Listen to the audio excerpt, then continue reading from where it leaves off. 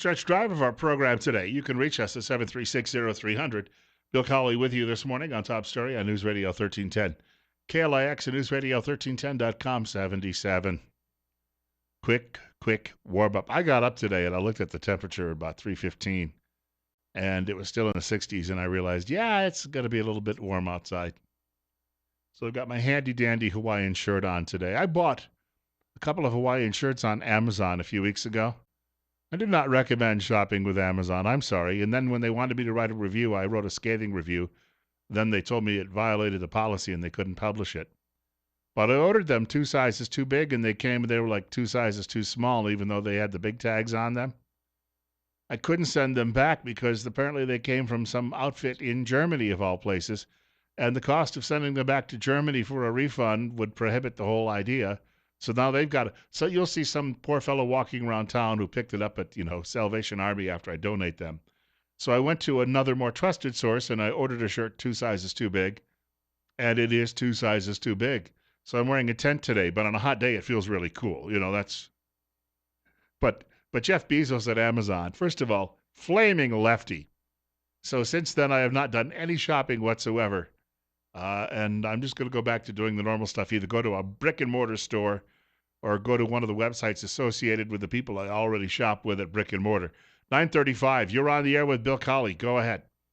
Bill, today you took it to a whole new level. Your morbid curiosity took you to see the picture of this young victim. How sick can you be? How can you take risk? I just said nothing of the sort. Until the priest. I said nothing. You heard me. I said no one would want to see that. It wouldn't become public now, did it? You look, jerk. You got to get a job in Congress. You can't speak English either. Sick individual. What are you talking about? I can't hear a word. Andale, arriba. Yeah, get a job, folks. Find some. I know it's probably difficult for him to find work because no one can understand a word he's saying. Unless he's slinging hash somewhere, then it doesn't matter. 9:36, Bill Colley with you. What did I say? It's on tape, by the way. I rolled tape on the show this morning. A caller said, I understand there's a videotape of this girl being assaulted. I said, after the caller got off the phone, he made several points. I said, yes, there is. But no one would want to see it. And I said, it's not going to be shown because it's going to be used simply in the court proceeding, which is going to be sealed anyway because it involves minors. But I guess if you can't speak English, you can't understand English. No wonder the guy wants a free handout from the government all the time. He can't find gainful employment because, he's just stuttering and stammering and trying to figure out how he can put 2 sentences together in a language that is still new to him. And therefore, he can't, when he's driving along or whatever he's doing on his way to the social services office, he can't keep up with that because he didn't understand what was said because it was, as I said, plain English. 9:37, Bill Colley with you on Top Story on News Radio 1310. Do you realize, too, that since you got nowhere to go today, other than the welfare office, he's been sitting around waiting to make that call for the last hour and then just throws it out there. You're up next. You're on the air on Top Story. Good morning. Hey, morning, Bill. I just have a question. Maybe you can throw some comments at. They say they steal these cases because they're all underage. What's the deal then with the Dietrich case with the locker room sexual allegation deal where they actually released the lawyer for the boy involved, the victim involved, released, lots of court documents. But you say the lawyer from the other side, but it didn't right. It didn't come from the government side. No, it didn't. It didn't. But if that was that obviously that case wasn't sealed, or he would not have been able to do that. And as far as I understand, everybody was underage in that case. Was it not? Well, I don't know. Were they 5 years old? No, of course not. Of course not. But they all were minors at the time that it happened. He wouldn't be the first lawyer working not for the government to turn around and put video out there in that situation and defy the court. No, for sure. I understand. I was just curious. Hey, thank you very much for the call, sir. Coming up on 9:39, Bill Colley with you on Top Story on News Radio 1310, KLIX and newsradio1310.com. Now, maybe this other caller wants to actually see the video himself because in some cultures, they still practice that sort of stuff and it's okay. I know that in an Anglo culture, it's not. But that's because, of course, we have this Puritan streak within us that believes children should be allowed to grow up and live their lives without being molested and scarred for life. But, in a lot of parts of the world, well, there's no such thing as childhood. So, when a prophet for a certain religion is marrying 9-year-old girls and trying to breed with them, it, it just tells you that we're dealing with a lot of folks out there who have a different cultural outlook. And I'm a firm believer that you should not blend cultures when one culture is going to come in and violate the norms that you have had for the last couple of thousands of years. And yet we still have people out there insisting upon that. We should also note, by the way, that since the Supreme Court has slapped down President Obama's efforts at amnesty, that we likely won't hear a lot more of those calls. Won't that be a good thing? Of course, you won't have to bump elbows with people who are just trying to push you out of the way over at Winco every day either. Probably half the business there. I'm sorry about that. We've got more on the way. Bill Colley with you. About 20 minutes left in the program. 76 right now. Remember that old episode of All in the Family where Archie and Mike are looking over the ballot with all the various candidates, and Archie goes down the list of all the names and says, "Hey, you got an Italian, a Jew, and an Irishman, and a regular American." What exactly is a regular American? 944. And do you know one when you hear one, and do you know one of the others when you hear the other? It's 77, 944. Bill Colley with you on Top Story. On News Radio 1310, KLIX, and NewsRadio1310.com. I guess a regular American is just someone who's not a moocher. At least in a traditional sense. That was the way it always happened to be in this country. And times have changed, obviously, and now the whole idea is nobody has. I heard a great comment from somebody this morning before I got on air that ever since the Cold War ended, the government has had simply no direction. And so, you can't, government's afraid to say, well, this group doesn't deserve this. In fact, nobody deserves it. You're not born entitled to a free lunch. But every once in a while, we hear from that free lunch crowd on the radio, and it makes you scratch your head and wonder, how long do they think this can go on, and what happens? Well, I was up, as I say, in Idaho City the other day, and I was mentioning the fact that they have a lot of wild critters up there. Think about this for a moment. If you think they're cute because they're big and furry and 8 feet tall, and so you get in the habit of going outside, and in fishing terms, they call it chum. But let's just say you go outside every day and you throw a couple of pounds of hamburger out there to feed the grizzly bears that you've seen in the forest. And they get used to coming up to your porch and chewing on that hamburger. And then you realize after a couple of weeks, gosh, this is getting really expensive. So you decide you're going to stop with a hamburger. Well, then the grizzly bear comes up to the porch and he's like, dang, this is where I've been getting my hamburger the last couple of weeks. Where is it? And then he looks up over the deck and sees you through the sliding glass doors and, there's my hamburger. So he comes up, he knocks down the sliding glass doors, and he eats you. What's going to happen to all of the welfare class in this country? It's a country $20 trillion officially in debt. So what's going to happen when we no longer can feed the needs of these people who think that it's just, that there's always going to be hamburger there at the edge of the porch? Are they going to come and then attack you? All the more reason to arm yourself. You're going to need it because those bears are going to be vicious. Telephone number to reach our program today, 736-0300, 736-0300. I have this today. I got to share it before we close the show.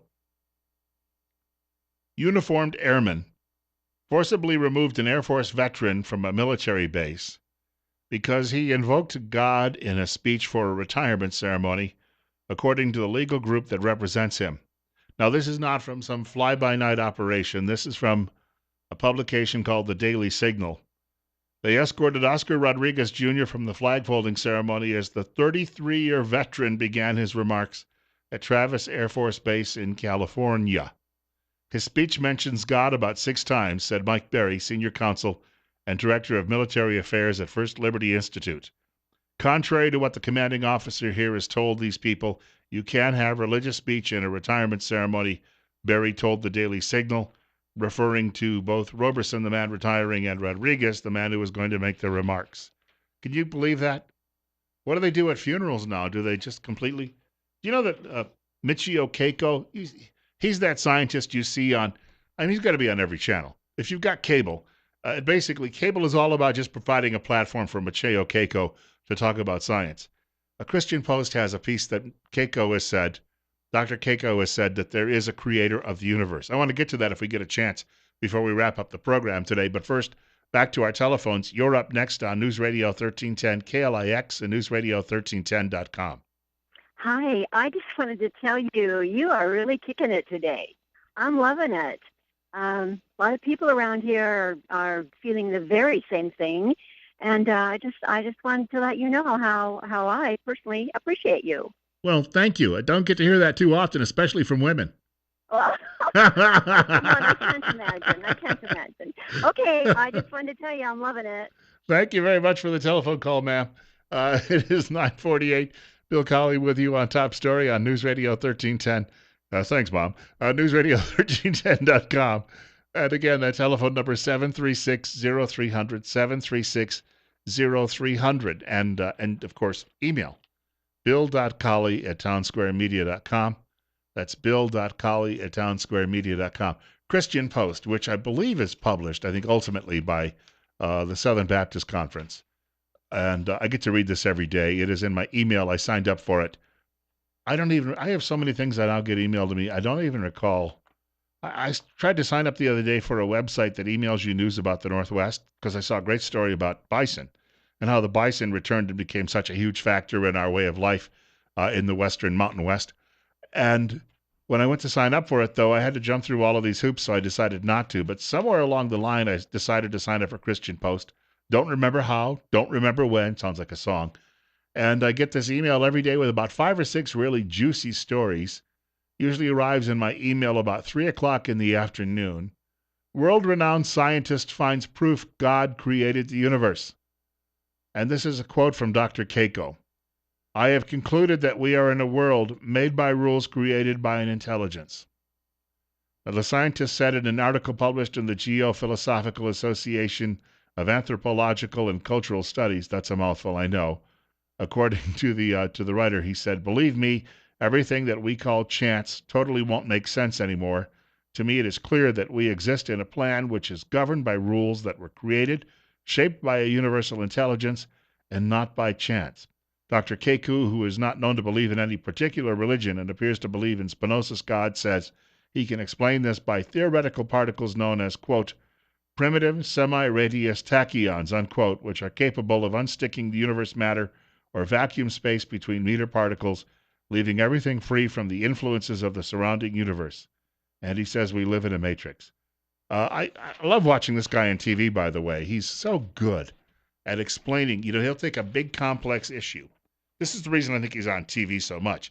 He does need a good barber, though, I will admit that, and so do I. But he goes on TV, and he just breaks things down. This is a brilliant guy. He knew from about the age of, 8 or 10 years old, he was going to be doing this for a living, and he's doing it. But he can talk to regular people about what he's dealing with. And to see this today really warmed my heart. He is not the first major scientist. Richard Dawkins, who is the infamous atheist from England who has written a book called The God Delusion, was doing an interview a few weeks ago, and he said, I wish I had never written that book. And the writer started asking him, why do you feel that way? And he said, because I really want to believe in God.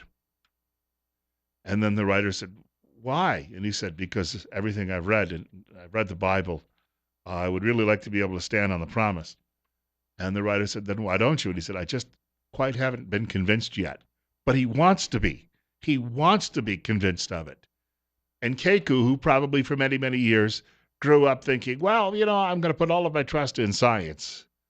Keiko has come to realize I always remember being in high school, and we had a biology teacher, Mr. Sheridan. He was a wonderful man. He'd been a baseball catcher. He played professional baseball and then instead decided to become a teacher, and I went to school with all of his kids. He was telling us one day in biology class, he was showing us a model of the double helix, and he asked us if we thought that developed. He wouldn't have been able to get away with this today. We're talking 40 years ago. But he asked us if we thought that this thing developed in some sort of primordial swamp on its own, or did someone actually construct this, which looks like a ladder, looks like a winding staircase. And it's got all of this code in it, and this code is what builds life. And you're looking at that, and you're realizing this is a little bit more than just, rolling the dice. And as I was mentioning earlier, the last couple of weekends, I just decided to get out of the house and go for long drives. And the first weekend I did this, I went off through eastern Idaho and up by the Palisades Reservoir and down into Wyoming. And then last weekend, I went up to Idaho City. By the way, I should note, if there's ever a place we hear there's not a cop on every corner, actually in Boise County there is, because everywhere the most vehicles I saw on the road were vehicles driven by the Boise County Sheriff's Department. I swear they've got more vehicles, sheriff's vehicles up there than they do have people. So just a thought on that. But as I'm driving along, I'm looking at the pattern of the pine trees on the mountains. And I'm just noticing how these pines have grown. You know what it reminded me of? If you're of a certain age, the TV show Lassie was on TV for what, 20, 25 years? But there were several different incarnations of it. Well, there were several different Lassies too, sad to say. But, dogs don't live forever. But in the beginning, of course, Lassie was playing with a little boy, and that was how it was in the movies too. But by the time I was a kid watching Lassie on TV, Lassie was working with a firefighter and an outdoorsman here in the Northwest by the name of Corey. Remember that? And Corey had the steel helmet, and Lassie was always running away and finding some new master. Apparently Lassie had some commitment issues, but I remember watching that show, and you would see these beautiful montages of the wilderness behind them, this western wilderness, and being a kid growing up in a part of the country where we had small mountains, had a lot of hills. And it was pretty to look at. And in fall, when all of the leaves on the maple trees turn color, it's very beautiful. But then, the leaves fall off, and then there's snow on the ground, it seems, for 8 months. And then you get a few days and you call it summer. And so coming here and taking a look at this, but I was driving down this winding road. I had left Idaho City, and I was headed back in the direction of Boise. And I was driving down this winding road and looking at this pattern of trees and how these trees have grown on these hillsides. And I thought, this is here. Well, it's not only to sustain life and to exchange air and to purify the air, but it's here for us to look at. And you look at it and you say, this tells us about how great the Creator is. This is here so that we can appreciate what the Creator has done. And in one respect, He has done it so that we might behold it and then realize His greatness. Think about that for a moment. Yes, it is about providing some shelter for the squirrels and the other animals out in the forest. It's about providing air exchange because, we breathe out, we exhale the carbon dioxide, or is it dioxide? And then the trees, they take that in and then they turn that into oxygen. It's a wonderful circle of life. But it's the captivating beauty of it that catches your eyes. And that's when you suddenly say, whoa, wait a minute, this is so much bigger than I am. And I got a chance to look at it. But it's not a threatening bigger. It's you can't take your eyes off of it. It's that pretty. And then you say to yourself, boy, I wish I could live here every day. And then, of course, you realize, well, I couldn't make a living here. I'd have to go foraging out in that forest for food every day. So maybe not. But coming back once in a while and just visiting, it's fun to take a look at it. It's also a revelation. And I bring that up as well because the same Christian Post yesterday had this headline: Jesus miraculously appearing to Muslims all over the Middle East, says a Christian apologist who's written a book. He spent 6 years researching this book. And he says there are reports coming out of Muslim countries all over the Middle East that they are having encounters with Jesus. And people would say, well, that can't happen. But look, you got Saul. He's on the road to Damascus to persecute some people. And all of a sudden, he's knocked off his horse and this voice says to him, why are you persecuting me? And it totally changes his life and his outlook on life. So yes, these things happen. I have a friend by the name of Lou Pizzuti. Lou was raised a Presbyterian, despite the name you would think he was a Roman Catholic, raised Presbyterian. But he went to a very prestigious Catholic high school, and then he converted to Eastern Orthodox faith. And then from there to the Roman Catholic faith. So he's run the gamut from Protestant to Eastern faith back to Roman Catholic faith, which may have been the faith of one of his ancestors or so. But Lou said to me, about 6 months ago, after one of these horrific attacks by one of these Muslim gangs, he said, instead of getting mad and talking about how we want to shed their blood as well, let's pray for them instead. Let's pray for their conversion. And then a friend of mine, Father Robert Birchmeyer, chimed in and said the same thing.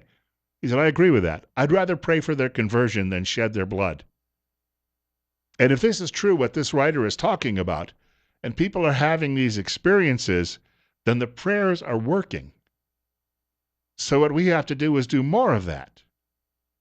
And we have to make it a chorus, if you will, and see where it leads us at this point.